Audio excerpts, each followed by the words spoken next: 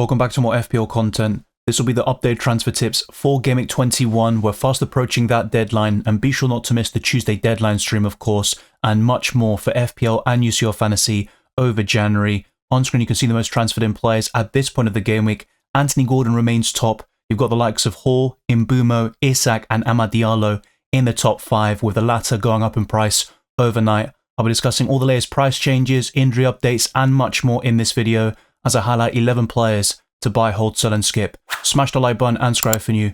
If you enjoy my content, I promise to get this to the 200 likes and to keep on pushing towards new goals like 32,000 subscribers. Check all the links in the description below for my Twitter and Instagram, Blue Sky, the Discord server, FPL League Draft Hound, as well as Spotify.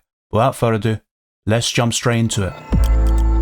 It was only a few weeks ago that I was burned by buying Bruno Fernandes. He got that red card against Wolves, his second of the Premier League this season, and free across all competitions, but he did really well upon his return against Liverpool at Anfield with a 7-pointer and a great performance all round. That's 4 goals and 7 assists for the entire season and an XGI figure of 9.82, which is really impressive, but he is 8.3 million, and if you are looking for a midfielder right now, I would prioritise Anthony Gordon and possibly Bryan Mbeumo in the long term, but you could also argue Bruno Fernandes is a nice placeholder for somebody like Mbeumo who still has some tough fixtures, so maybe you can make that switch from Bruno to Mbeumo around Game Week 23 or 24. That's certainly on the agenda, but Fernandes is slowly creeping up in terms of ownership. He currently has 9.1%, and that's 88 points for the campaign. After Southampton at home, it is Brighton, and Bruno has a great record against them. Then the fixtures are quite mixed bag, but he's also done fairly well against the likes of Fulham. So I think Bruno Fernandes is worth a punt. The same goes for Amad Diallo, who offers even better value than Bruno at this moment in time. But if I'm looking beyond the next 4 game weeks, the best midfielders are Salah, Palmer, Mbeumo, and Gordon. You could apply similar logic to Jean-Philippe Mateta. He's not my favourite forward beyond the next 4 game weeks, but Crystal Palace have excellent fixtures facing Leicester, West Ham and Brentford. I think West Ham could be slightly trickier than it would have been under Lopetegui, as I think Graham Potter can do a really good job with the Hammers, but I do think Crystal Palace can score plenty of goals in all of those games, even Man United away in Game Week 24, and Crystal Palace have been somewhat of a bogey team for the Red Devils. Mateta only has 5 goals and 1 assist this season. He's averaging 3.4 points per game, but he did very well against Chelsea, getting 8 points with his equaliser towards the end of that match, and 15 big chances, 67 FPL points, and very low ownership. I think the main reason to buy Mateta is if you're in the market for a differential up front, and he's a nice placeholder for the likes of Chris Wood or Matheus Cunha, who has some pretty poor fixtures for the next 6 game weeks, and you could make that switch in a couple of weeks' time, maybe even sooner, but I think Mateta could work really well as that sort of short-term punt. But you've also got Cody Gakpo at a similar price, and with Liverpool set to double around Game Week 24 or 25, you might want to go for him instead, and Mateta might be cast to the side at the moment. If you've already got Ismail Assar or Eze, I'd probably look to avoid Jean-Philippe Mateta, but if you have no Crystal Palace offensive coverage, I think it's worth a punt on the Frenchman. João Pedro has been an enigma this season. He returns when you least expect him to, and Brighton step up against the best teams in the country like Aston Villa and Arsenal. Then they drop points against Ipswich Town at home, and João Pedro himself has been very frustrating because a lot of us bought him in around Game Week 4, then he got that injury out of nowhere. Hurstler didn't really give too much away, and it might be a similar circumstance here with the Brazilian missing the FA Cup tie where Brighton won 4-0, but it is slightly concerning if he's going to be available for Game Week 21. There are some conflicting reports. So it all started off a few days ago when Hurstler said the following: I would love to have him, João Pedro, on the pitch in the FA Cup, but he has twisted his ankle in training and we have to wait for an MRI, which doesn't really sound too good, right? But then João Pedro put out a tweet after their 4-0 win and he said, scan okay, tick, Solly scored, tick, and then all positive vibes for Brighton fans, of course. So that would suggest that he's got a good chance of featuring in Game Week 21, or fairly soon at least. And then Hurstler was asked about this after the game, and he said, I think it's not that bad, so I've just had a game, so I have to ask how it was today. I don't know if he was on a pitch or not, but I think I'll know more later this evening or tomorrow, and then let's see how we proceed. It might not have been mentioned too much, but I do think Hurstler isn't really too clear with his injuries, and sometimes you get these kind of shock absentees like Veltman a couple of weeks ago, João Pedro himself back in Game Week 4, so I will take what Hurstler says with a pinch of salt. Despite João Pedro saying that the scan went okay, there is still a chance he misses Game Week 21 and possibly the game against Man United, and João Pedro loves to play against the Red Devils, but I would hold on to him for now, and at his price and below, you could move to Raul Jimenez, for example, but otherwise, if you've got a stacked midfield and 2 forwards, even a 4th defender to play, and maybe go for a 4-4-2 formation, I would hold Joao Pedro and wait for more information. He's got 5 goals and 5 assists this season, 15 bonus points is definitely the standout stat, and he's got 75 FPL points, and he has missed a lot of football due to injuries and other issues here and there. The other stats aren't that great. 8 big chances, 5 big chance created, and 17 key passes, but he is a budget forward after all. I would hold on to him for the time being. It's funny how things quickly change in football and FPL. When Trent got that 15 points against West Ham, people were talking about him as one of the best assets in the game and definitely the best in the defender position. But then that Hall of Shame performance against Man United kind of swung a lot of opinions, and people are now talking about selling him if they haven't done so already. He played 60 minutes against Accrington Stanley in the FA Cup. The fact that he started that game was very concerning for Trent owners, but he scored, played very well, and was subbed off for Connor Bradley. I think he'll start against Nottingham Forest over the weekend, but it isn't a guarantee, and in either case, I'd be holding on to Trent right now. I have classed Nottingham Forest as a very difficult fixture. I just don't see them being easier than Brentford away or Tottenham away at this moment in time, but I think Trent is worth holding on to because in a lot of scenarios, we'll have a lot of money to spread around because of the Saka injury that happened a few weeks ago, and it's easier to build a really strong 15-man squad. Liverpool's upcoming double also makes Trent a viable option, and I would try to cover Liverpool defensively in some way, shape or form, and I do think his ceiling definitely warrants going for that aggressiveness and going for the extra ceiling over a Virgil van Dijk or Konate if money is no issue for you. But in my own case, where budget is a bit tight, I might end up going for Konate instead, which I have discussed in recent podcasts. But I think for those that have gone for Trent, I'd definitely be holding on to him right now. He's got 1 goal and 4 assists this season, which is a bit underwhelming for Trent's lofty standards, but for a defender, it's still very impressive. 12 big chance created and 83 FPL points. His ownership has stagnated recently, but before the Man United game, it was really soaring actually, especially after that massive haul against West Ham United. I think Trent is one of the best defenders in the game. He could be quite frustrating with minutes, and will he start both games in a potential double? That might not be the case, but I'd be holding on to him because you can get those massive returns. Alexander Isak has been on fire in December. He won the Player of the Month award in the Premier League, and he's going from strength to strength. He's one of the most coveted strikers in Europe with 13 goals and 4 assists in the league this season, and he also scored at the Emirates in the Carabao Cup semi-final, the first leg, in a 2-0 win for Newcastle there. 45 shots inside the box is only one great underlying number amongst many. His XG is 11.66, 21 big chances, 31 key passes. Any stat you name is going to be very impressive from Isak, and he's right up there in terms of candidates for player of the season. I think we've got a clear front runner in Mohamed Salah, but amongst forwards, he would definitely be number 1 in that striker spot, even over Erling Haaland. And the next 4 fixtures look quite good for Newcastle, especially from an offensive perspective. He is definitely captainable against Wolves at home and Southampton away. In the other 2, maybe not so much, especially considering the alternatives like Cole Palmer and Mohamed Salah, but I think Isak is worth holding on to, and in some cases he's actually worth buying. The reason why I've been discussing him as a hold is because there is a slight concern about his injuries. He was subbed off against Arsenal due to a slight issue, but Eddie Howe said the following: he's seeing his physio at the moment, and we've given him a couple of days rest, but we think he's in a good place, and he'll report back tomorrow. We would have probably involved him in some way against Bromley, but with what's happened, he'll probably be given this game to rest and get himself right for our future schedule. So I think Isak is worth holding on to in that case. He'll probably start in Gameweek 21, and if you don't have him, what are you waiting for? Isak has to be bought right now, in my opinion. He's by far the best forward on current form. That could certainly change, of course, given his injury record and other circumstances, but a double or triple up in Newcastle is certainly viable.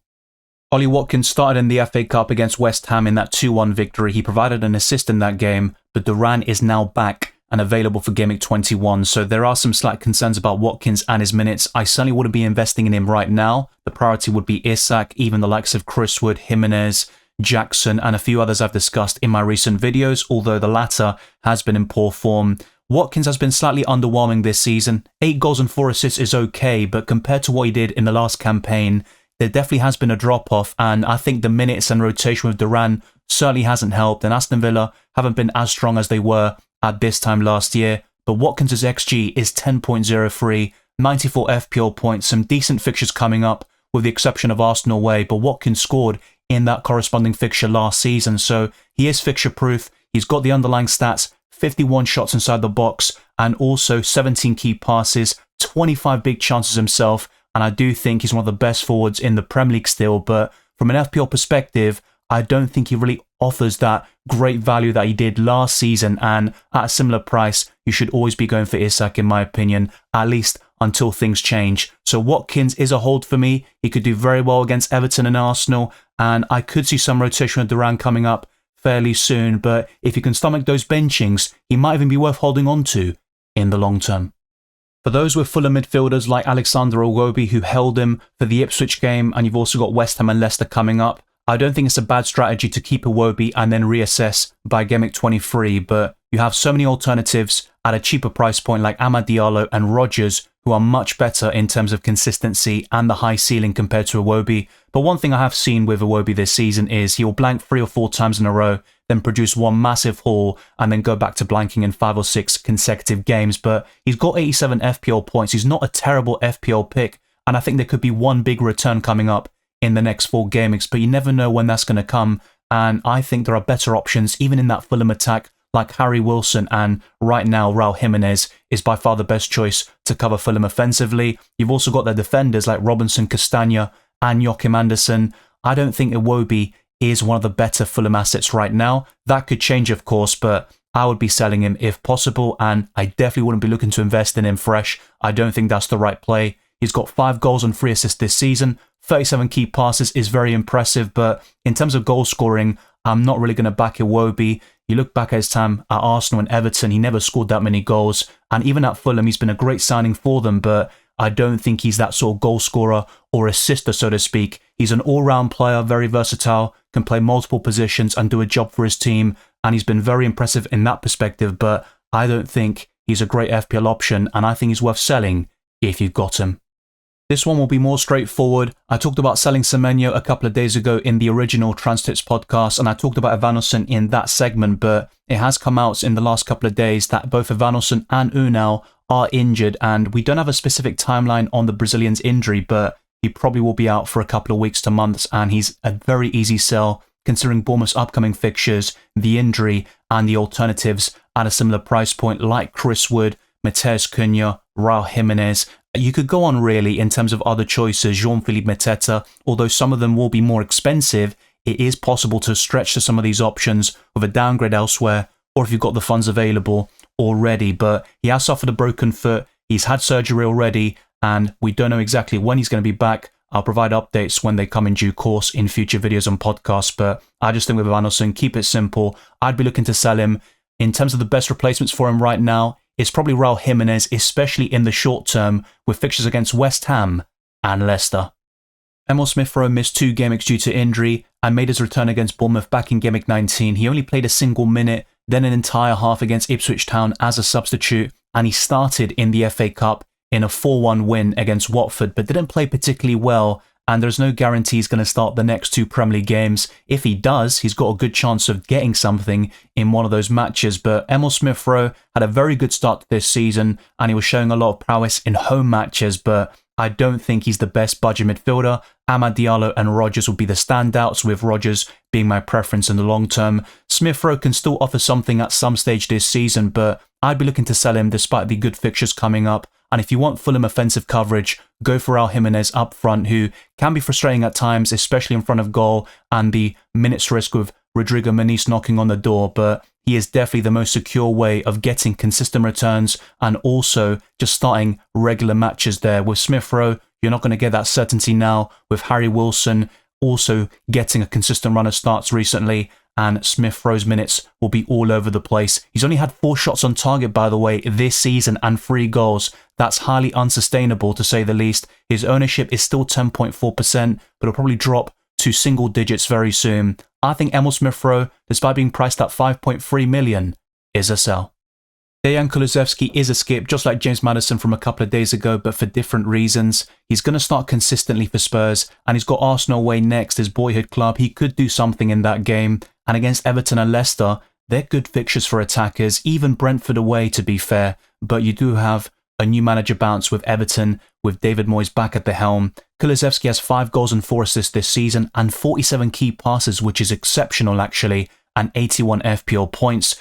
I think he's probably a preference over James Maddison right now, and that could certainly change very soon, especially once Maddison gets consistent starts. But I think Kulusevski isn't the best midfielder to invest in. I think Amad Diallo, Rodgers, Mbeumo and Gordon would be bigger priorities than Kulusevski, and they offer better value. Maybe even Eze or Ismaila Sarr would also be higher on the agenda, but I think a Spurs attacker from Gameweek 22 onwards is a decent investment. Solanke up front. I think Son isn't worth the money, but if you have enough funds to kind of spread around, that could be a punt for you.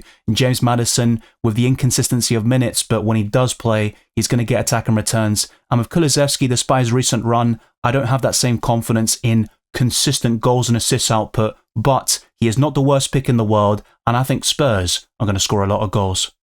Joelinton has produced 24 FPL points in the last 3 game weeks, including 2 double-digit hauls against Aston Villa and Manchester United. But if you want a Newcastle midfielder, Anthony Gordon should be the priority, and for a cheaper price point, you can buy Jacob Murphy, who's going to get more goals and assists, especially on a regular basis. Joelinton has been very impressive recently, but I don't think the stats are sustainable whatsoever. He's very crucial to how Newcastle play, but from an FPL perspective, he's not going to do much in terms of FPL points. He's got 69 for the season, but the XA, the expected assists, is only 1.17, and the XG is 2.48, with only 4 big chances and 1 big chance created, and he's got 4 goals and 1 assist, so nothing that impressive whatsoever. I always like a good differential, but when it makes sense, like Jean-Philippe Mateta, for example, I don't think Joelinton is worth the investment. You've also got Diallo and Rodgers, who are even cheaper than Joelinton and will get more attacking returns, and even options like Sarr, Eze and Kulusevski would be better investments than Joelinton, so I think the Brazilian is a skip. That wraps up another FPL Transfers video, this time out of Gameweek 21. This is the updated version. Be sure to check out the original video I posted a few days ago and all the other content for Gameweek 21, like the best wildcard team, my transfer plans, and the team selection is coming your way as well very soon. There could also be an updated wildcard squad and the deadline stream on Tuesday. Thank you very much for watching this video and listening to this podcast. If you enjoyed it or found it useful, then like the video and subscribe to the channel. It'd be very much appreciated.